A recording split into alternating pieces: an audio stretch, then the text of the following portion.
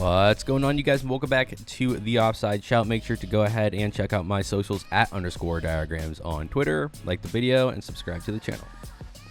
I've already been talking about Manchester United, so should be an easy segue. Mason Greenwood is on England duty, and he's done a press conference for England, which is pretty cool. I like it when youngsters get to go ahead in front of press, especially in an environment where it's not hostile.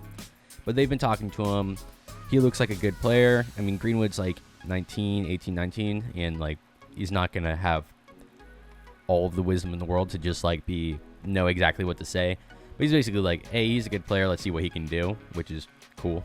I don't know why the press are asking him about other players when he's a youngster. It seems a little bit weird, but Football Daily, this was Sky Sports. All young footballers know about Messi. To play against him would be another dream come true. Yep, I assume so. Fred has no intention of leaving Manchester United after speculation over his future.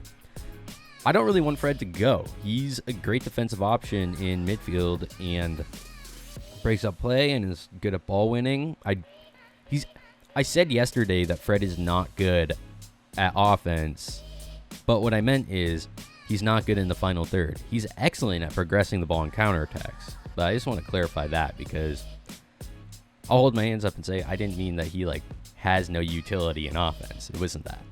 Gabriel rejected MSC to join AFC. I already talked about that. It's a huge week for Daniel James. Wales duty, maybe. Yeah. Bruno comes at his penalty haters. Except for penalties, only Kevin De Bruyne has a higher involvement in goals than me. I totally support him defending himself, but he doesn't even need to. Everyone knows that that's just like, people are just mad that Manchester United are getting brought down on the box and winning penalties off of it. Not your fault, not Manchester United fault. It's defender's fault. So, Solskjaer call convinced Van de Beek. Cool. Like, people like to talk about how, Frank Lampard's call, completely shaped and warped the mind of Timo Werner. It's like, dude, if Timo Werner didn't want to go to Chelsea, he wouldn't have. He already was open to a move there. Klopp calling someone. Klopp might actually matter. So Alex Ferguson might actually matter. But these young coaches, yeah, you have to tell a player what your plan for them is.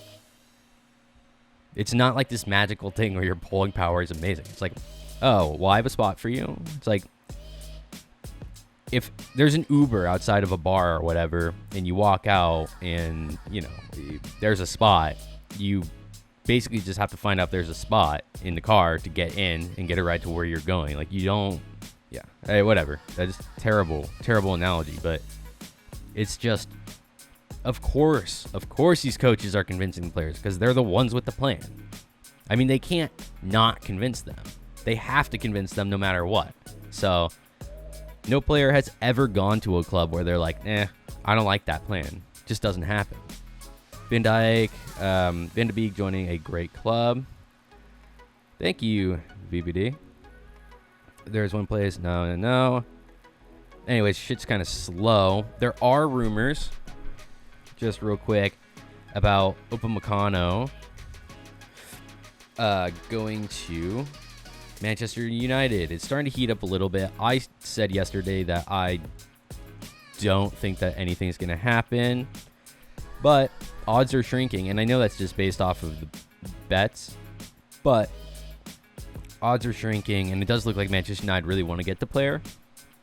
But if anything, they're going to get him next summer. The one thing I will say about Manchester United chasing him right now is that players, I mean, everyone wants to feel wanted, and for Manchester United to be basically going out and going to date Upamecano, being like, hey, look, dude, we want you right now, but we can't have you. So next summer, when we come in, just want you to know that we really want you. Like, it happens often, and that's probably what's going on here. And I think it's smart, because I think that if they do want him next summer, Chelsea are going to want him as well. And depending on kind of how things play out,